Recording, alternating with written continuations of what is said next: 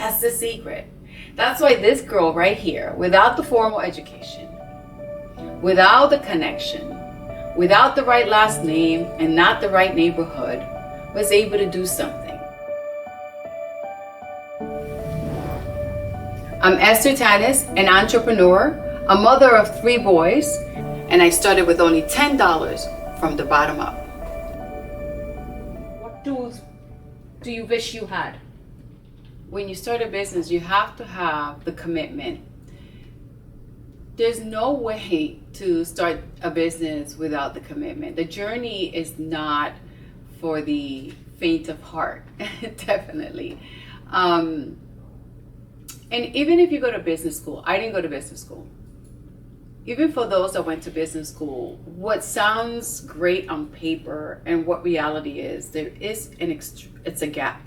So I encourage people that are thinking of being an entrepreneur to have the commitment, have a strong why, have a purpose that you wanna make sure that you leave behind, that you continuously educate yourself, that you are always curious. Listen to the customer. As the community changes, it's not a bad thing. It just means you need to evolve. Pivoting has to be part of being an entrepreneur because the need of the community keeps changing. Now, that doesn't mean that you compromise your core values. That doesn't mean that you have to completely be a whole different business, but expand. I started as an insurance agency, and then people needed other things that they could not find in the community, and I had the ability to offer that. Also, some things I had to learn, and it kept complementing. It wasn't like I went from insurance and then, selling coffee. I went from insurance to first personal, then commercial insurance. Then I went into, tax preparation because people needed help, translations, notarizing documents, and then expanded to bookkeeping services. And now we've added consultation and tax strategy, but it evolved with the need, and I was willing to study and hire people that had those strengths and that knowledge because the community needed it. The more errors I saw, it's like you see it one time and then you start to see it 40 times and 100 times. You either have to build a relationship with someone that you can refer for those services, or if it is in your wheelhouse, then you expand into it. Now we are a full service for small businesses. Almost anything a small business needs, we can offer it, except for marketing. But we are able to help them from the registration to insurance to accounting services to taxes to tax strategy. It is holding the hand of that small business owner through those fundamental pieces that every business owner needs. My first clients were Puerto Ricans and Dominicans that were there for generations, and Black American community. Then the community changed. Immigrants started to come in from South America. I'm Spanish, but I didn't know that Spanish. I mean, I knew like conversation Spanish, and I had to learn how people, when they spoke Spanish, they use different phrases that I never heard, and sometimes I didn't understand what they were saying. So, but it's okay. I took the time to learn, and I saw the need. I'll tell you a story. When I finally had my storefront, because I started at the basement of my mother's home, a woman came to my door, and she was very pregnant, and she had her purse on top of her belly. And so she's at the door, and I said, "Oh, how can I help you?" And she spoke Spanish, so I picked that up quickly, and I said, "Come in." And she seemed a little nervous. And it was interesting because when she came to sit with me, I decided, I spoke to her and I said, what's the matter? She takes out this stack of mail and she shows it to me, and she says, "I don't understand what it's saying." Now, she was recently arrived into the States, and she ended up living at that time. My office was in Newark, New Jersey. And I said, oh, you need me to, read them? And she goes, yes, I need help. And I read all the letters. I put it all together. I gave her the list of things that they needed. She was very nervous because it was with the Board of Education. And I said, no, they just need this, gather it together, bring it to me, and I'll package it. And don't worry. You'll go to the office and there's always another Puerto Rican lady that's going to be there to help you. And she's like, but I don't understand. And she goes, don't worry, the Puerto Rican lady, even with our broken Spanish, we will help you. And she went to the office and she was able to get everything resolved. And there was a Spanish person there at the office and did help her. And then she sent her friend, and then her friend sent another friend. I became their letter reader. I mean, of course I couldn't charge for that. How could you? I mean, someone needed help. And that, I didn't know it was a marketing tool. I had no idea it was going to bring me clients. Their husbands started to start little businesses, and they needed insurance for their commercial vehicles. And then they started going into construction, and then they needed insurance for their small businesses. Little did I know that just a moment of kindness and compassion for someone else that was lost and didn't know what to do, that little help got me a lot of clients. And in 7 months, I finally had some money in my bank account. So listen to the need of the customer. You never know. I'm going to share with you some of the mistakes I made. The number one thing that you should not do when there is a financial crisis. Now, I didn't know it was going to be this long. I didn't know it was going to take that long.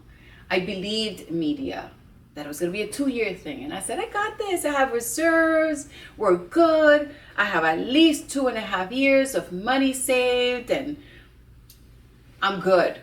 Well, everybody knows I didn't last 2.5 years. It lasted years after that. And so, number one thing, when it's a crisis, when it's chaotic, when it's, reduce your excess expenses. Don't try to keep it. If that means you have a fancy home and you need to get rid of that fancy home because you don't know where it's going, do that. It's better to minimize, get a smaller home and pay it in full, or look for things, anything that's excess. In my case, it was the mega home, my dream home. I kept it, and so until you can't keep it no more. Don't stop advertising. If you have a business, don't make that mistake. And that was a huge mistake. It cost me because not only the market went down, not only my clients were losing their own homes, their own jobs, not only the industry lowered the premiums, lower our commissions. So we were getting hit. Less clients, less commission, less premium, and the values of your homes were going down. And people were migrating back home. I mean, literally, customers were like, I'm going back home. What am I going to do here? And shipping, I had a lot of Dominican clients that were into trucking. They were shipping their trucks to Dominican Republic and starting their businesses over there. I had Ecuadorian clients also leaving. So I had a big exodus of clients. So we were losing clients by the thousands. It was so many clients. And then the sad stories. Oh my God, so you have to be present. You're losing the commission. The customer is going through struggle. They're there to tell you, I cannot keep this policy. They're signing the forms and crying. And you have to be there with them. Now, I know they tell you not to cry with somebody because it's not about you. I couldn't help it. It was all day. We had one client after another client after another client. Husbands leaving, wives leaving, losing their jobs, returning their homes, short sales, foreclosure. I mean, I would go home exhausted.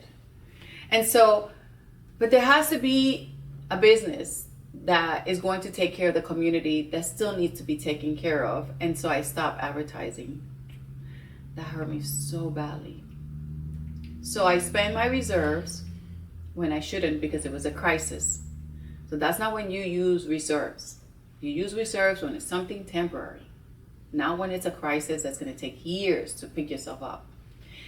I didn't minimize the excess, so I didn't get rid of the fat.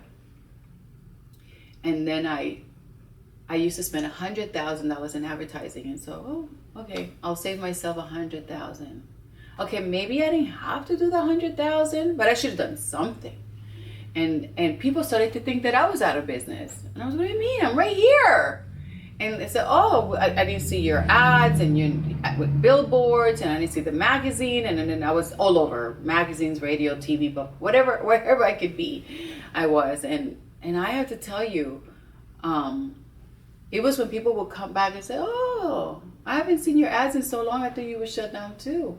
Because that's what was happening. People were closing their businesses and, doing what they have to do. So that's a lesson I learned later on. You also should have systems and processes in place, and that's a long conversation, but you need to know your numbers, you need to know who you're taking care of, you need to know who your target audience is and who you serve really well. And at that time, we were serving a lot of contractors, a lot of truckers, anything in the real estate space. We were on it like white on rice. and then that's the market that got hit. So diversify. Real estate is a beautiful space. I still take care of a lot of that, but you have to do maybe a little bit of restaurants or whatever you can do to diversify your clientele, because life is about ebbs and flows. There always is going to be some kind of challenge that you're going to be affected by, even if you didn't do anything wrong. I was minding my own business, serving my clients. And all of a sudden, I found myself, I didn't know what the plan was. I didn't know what to do. And everyone I knew was going through the same thing, and none of us knew what to do. And so I did have one friend that said, get rid of the fat, sell the summer home, the big house, all the things that you work for, right? And if I would have done it, it would have been a different story. And so the hardship that came afterwards was much more harder, because I didn't know how to make those decisions. I didn't know how to pivot in time. And I didn't want to, I really believed the news, CNBC and all the news. I said, it's about 2 years, and it wasn't, it was 10. That was rough. But I was ready when COVID came. Now, different ready. I had all the technology, all the systems in place. We had improved our systems so good that everyone just picked up their computers, a phone, and worked from home. Where a lot of my colleagues went under because they didn't have the technology side. Now, I would say I was lucky. I don't think I didn't strategize really. It was because I have multiple office, so it made sense to have more technology. And I got lucky the second time when that chaos came in, when everybody was shut down. Now my business is different, because if you were in the touching people, it didn't matter all the technology, it didn't matter. Unfortunately for them, they had to close their businesses, spas and hair salons, but the construction business did really well, especially the outside work. Anyway, forever learning. I read a lot, I go to workshops, I ask a lot of questions, I'm always curious, and I'm going to tell you who I ask questions. I not only ask questions to the business owners, I ask questions to people who are friends, who happen to have a position in their company. I ask people who work for corporate America. I ask kids, Gen Zs.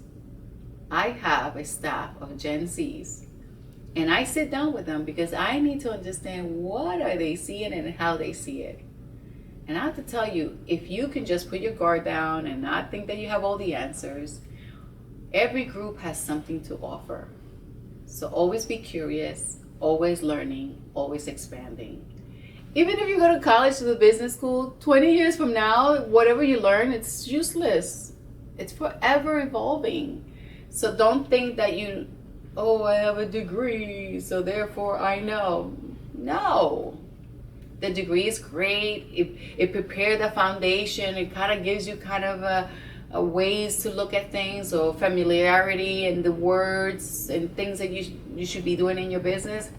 But when it comes to doing it, read, build relationship, go to workshops, forever be open, because life is forever evolving. What is your toolkit for financial confidence? I think one of the things that and this happens with time, right? We all start with no confidence or not sure. And recently I heard someone say confidence is keeping the commitment of what you say you're going to do. And that I have. And I will compound that statement with say what you're going to do and then do it. And then also be willing to always perfect it and learn it better.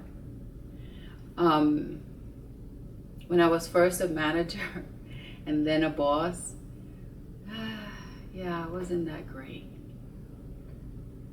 But I was telling one of my employees today that what you did 10 years ago, you did it at the best you could because you had the information you had was you made the best decision with what you had.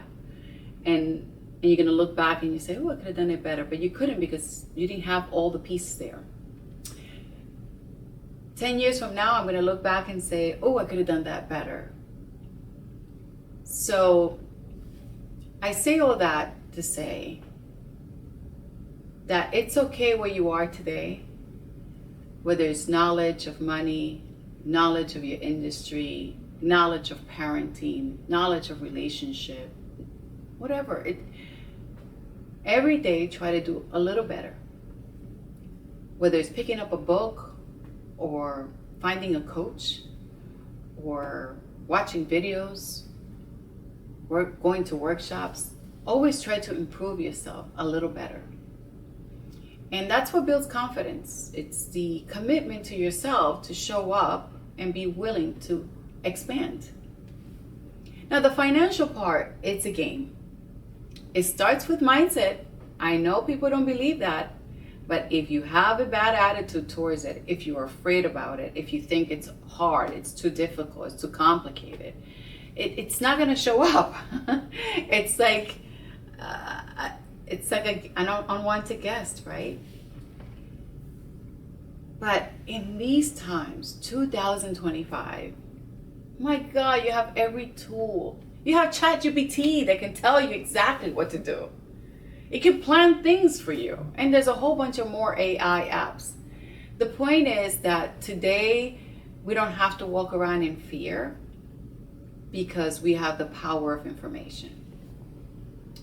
So I'm going to tell you about the stages that we all go through. And this is a cycle that you're going to go through multiple times, okay?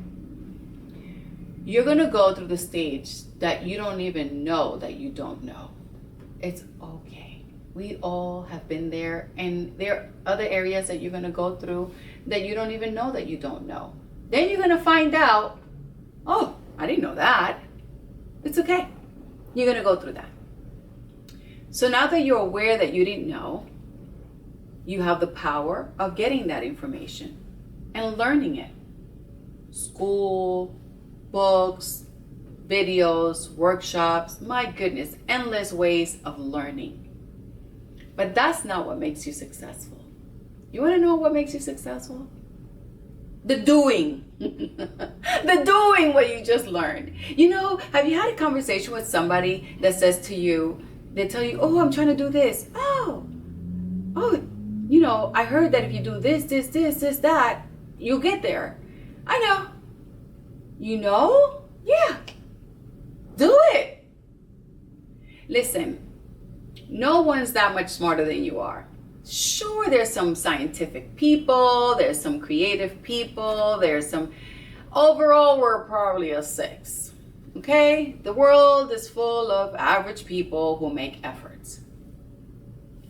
The successful person does what it learns.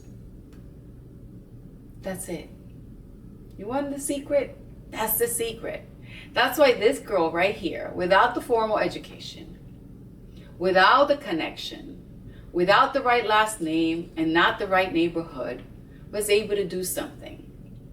Do I have it all together perfect in a little bow tie? No, it's all good. It's okay. I'm going to learn how to get it even better. Am I far away from where I started? My goodness. Yes. I learn, I do.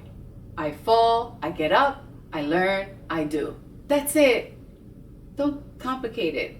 Don't overthink it. Whatever you offer today is the best that you have today. And in 10 years, you'll offer even better. Just evolve. My God, if you look back, I'm sure you're saying to yourself, I wasn't that good looking. Or the outfit I was wearing was awful. But you thought you got it going on, right? So that's life. You will always evolve to get better. But the only way to get there, make the commitment, learn what you have to learn, and for God's sakes, do it. Just do it. Relationships are important. There's at least 5 relationships that I recommend for every small entrepreneur. Speaking to the business owner, the 3 things that you should know. Your experiences past. They're done. Start today, new life. You're blessing everyone else. It's not a bad thing. It's what you do with it.